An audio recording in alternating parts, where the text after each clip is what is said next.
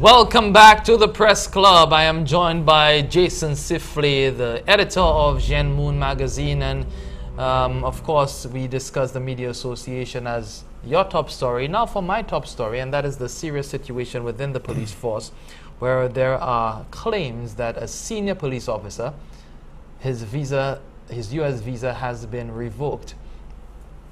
Now, the Legal Affairs Ministry has been talking about the issue very cautiously. Very cautiously. They have been, talking about, what are the possible implications of this. Mr. Lacobinier did not talk about an investigation per se, but he did not specifically say that there's going to be an investigation, if I'm correct, and correct me if I'm wrong. But I think he says that they're looking into it. Mr. Lacobinier has said an awful lot of not very much at all about this entire situation. Meanwhile, on the streets, out in public, among civil servants, among police officers, this thing is the hottest, most disastrous story of the year so far, I think. And the thing about this story is it's so deep. It's like the rabbit hole in Alice in Wonderland. It just goes on and on. When you go down the rabbit hole, you get to the closing of a St. Lucian business on Brazil Street a year or two ago. You get to the revocation of U.S. visas of MPs of more than one Caribbean country. You get to, you see connections to a man who was, the United States was trying to extradite him from Jamaica, and the Jamaican government was being somewhat uncooperative. We're talking about Dudus Coke. This one revocation of the U.S. visa of a senior police officer is being spoken of as being connected to all of these things. And this thing is for the Legal Affairs Ministry, for the government not to be talking about this in very plain terms, I think, is either very dangerous, or two, they must know something about just how dangerous this is that prevents them from saying anything. Now, I think the implication is that the government is trying to protect itself, but in the meantime, the damage is being done in public, because while many people are not naming the senior police officer on the record, everybody is saying the name on the street.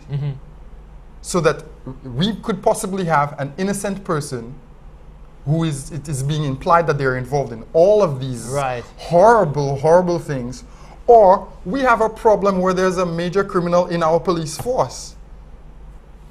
I mean, and we will never know until all the information comes to light. Someone has to make it official. All of it will not come to light. I mean, the Legal Affairs Ministry is looking into it.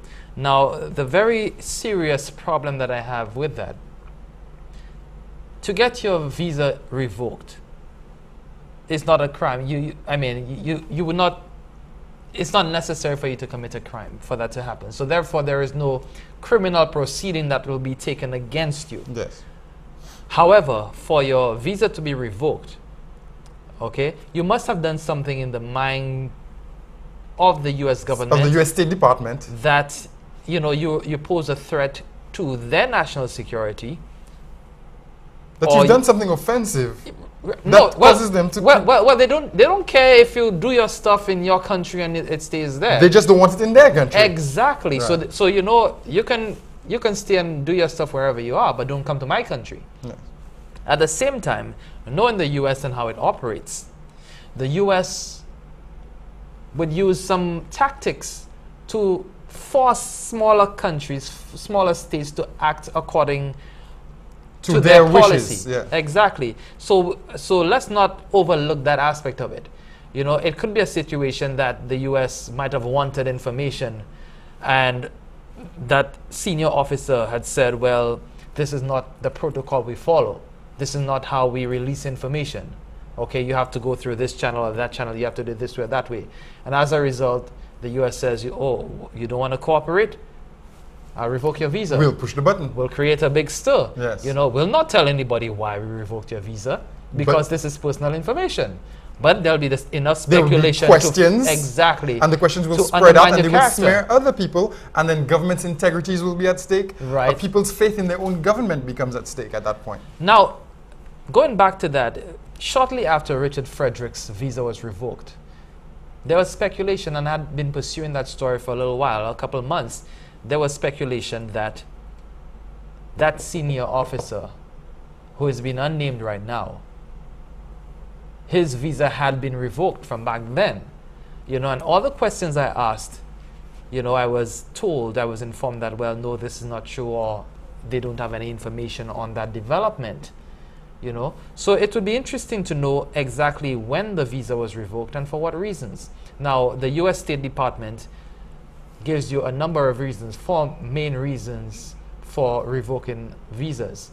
Okay, so if you fall within any of those categories, then well, if your visa is revoked, it would mean that you would fall within one of those categories. I see what you're saying. Yeah. Yeah. That there are specific categories that qualify for the revocation of visa, right. And therefore, if this person's visa has been revoked, he qualifies, right. so to speak. He meets the criteria for getting his visa revoked. Now, I'm sure that there are extraordinary circumstances where the U.S. might say, you know what, we just don't want this person in our country. I don't like you, or you're not cooperating, or, you know, so let's just revoke your visa, because they have the right to do that. It is not your visa. It's US to give. It's a US visa. Yes, you know, it's theirs to give. It's still theirs, so they can do that and make it appear that it's for one of those reasons. So, I mean, who knows? But that information needs to be forthcoming from the authorities, and it needs to be forthcoming very soon. It has to, because this thing cannot continue to just lag on. You know, you have a police commissioner who's there, who's not planted. That he's an acting commissioner. He's gotten an appointment 4 times in a row. He's the greatest thing since Hollywood. I mean, come on. That's his 4th acting stint. And because of the way that he has been treated, because of the way he was brought in, because of the way the former police commissioner was taken out, that this person who is doing his job so efficiently cannot get a proper appointment. Yeah. And in the meantime, he gets a deputy appointed who has his visa revoked, and then no one is going to come out and speak out about it. It affects the integrity of the force. It affects the integrity of the government. It affects the integrity of the deputy, the police, the top cop, who is being accused of this kind of, who everyone thinks is the guilty party. And the public has no information on this, and the government is being reticent about it. Well, I mean, go ahead. The government is at risk now of looking like, do you remember when the Do the Skoke thing was happening? And the Bruce Holding government was pussyfooting around it, so to speak? This government is now at risk of looking like that, even though they may not be as compliant, as complicit rather, as the Bruce Golding government seemed to be in the end. It's just, we know what happened to the Bruce Golding government in the end as a result of their inaction and their non-cooperation and their not being forthcoming with all the information that they had. Well, I see differently, because Bruce Golding and his government were in bed with Dada Skoke and his posse, you know. From the information that came out after, Dada Skoke was bankrolling Bruce Golding's party, you know. Dada Skoke was a member of his constituency, the Prime Minister's constituency, you know. Bruce Golding could have gone into Trevally Gardens, whereas a lot of other people were not able to go into that area because of the control that Dada Skoke had on that community. Right, there are different political and cultural situations at work. You know, there was a direct relationship between the Golding administration, and which is alleged, and Dada Skoke.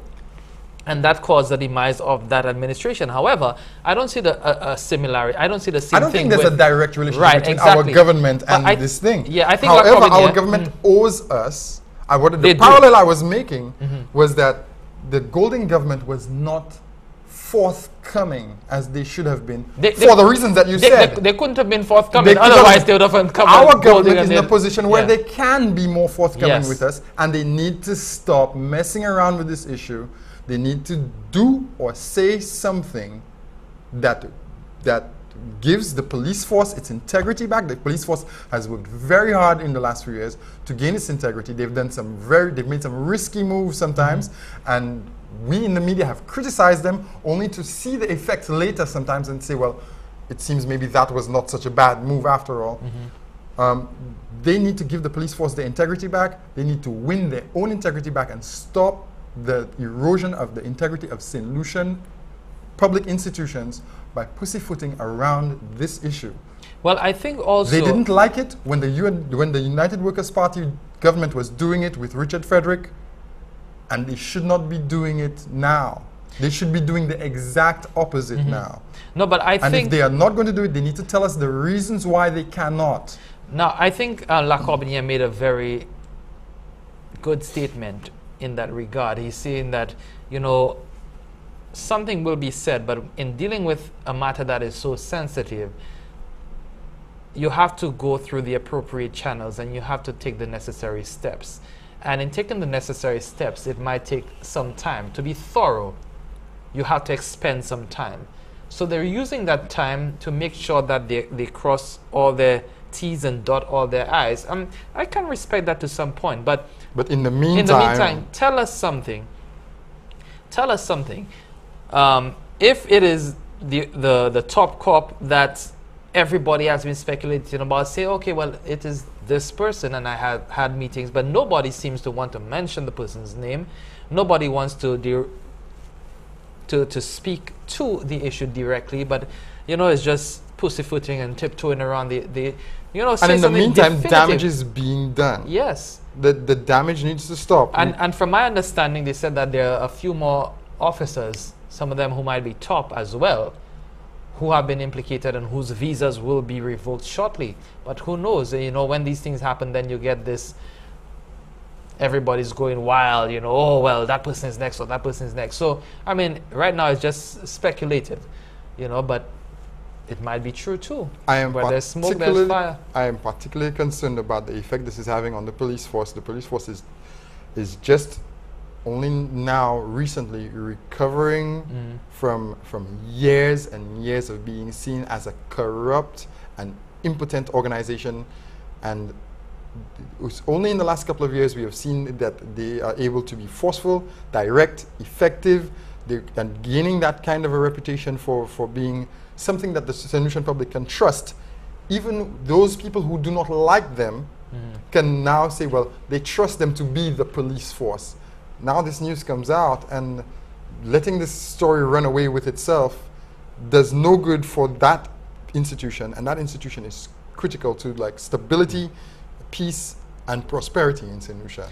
On that note, let's take a break. You're watching The Press Club. I'm Clinton Reynolds, and I'm joined by Jason Siffley, editor of Jeune Moon. We'll be back right after this.